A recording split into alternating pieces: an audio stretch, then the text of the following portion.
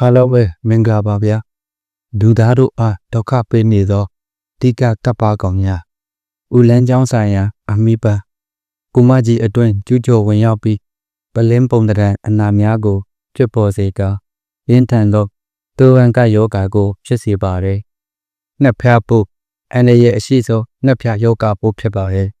အတဲ့အတွင်းမှာအစမတန်ပွားများပြီးနောက်သွေးနီကုများကိုဖျက်ဆီးကာအဖျားတက်ခြင်းနဲ့သေအားနဲ့ယောဂါတို့ကိုတန်တရားလဲသလိုခံစားရစေပါတယ်။တန်လုံးကောင်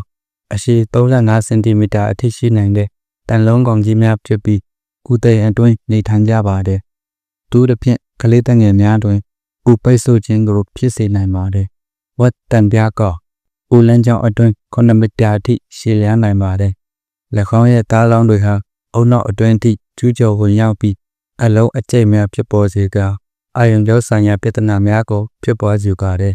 သွေးငါးတန်ညဉ့်ညမ်းသောရည်နှင့်တိတွေ့မိရာမှာတဆင့်အရေးပြားကိုပေါ်ထွန်းဝင်ရောက်ပါလေစီးအိမ်အတွင်းမှာကိုအောင်ပြီးစီးအိမ်ကင်စာဖြစ်နိုင်ခြင်းကိုမြင့်တက်စေပါတယ်ချက်သားတန်သောမချက်တစ်ချက်ချက်ထားသောအသားများသို့စားမိရောက်မှကိုဆက်တတ်ပါတယ်ချက်သားများအတွင်းအိမ်ပွက်နေတိုင်တက်ပြီးချက်သားနာကျင်ခြင်းနှင့်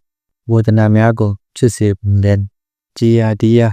ဦးလန်းကျောင်းရှိအာဟာရဆုပ်ယူသောအမွေအမင်လေးများတွင်တွေ့ကပ်နေတတ်ပြီးမြောင်ရဲမှုကိုဖြစ်စေပါတယ်။ဒါကြောင့်အာဟာရမဆုပ်ယူနိုင်ခြင်းနှင့်နာတာရှိဝမ်းလျှောခြင်းတို့ကိုခံစားရတတ်ပါတယ်။အချီမြင့်တန်မိမိခန္ဓာကိုယ်အတွင်းမှတင်ပြန်လည်ကူးစက်နိုင်ခြင်းရှိပါတယ်။အထူးသဖြင့်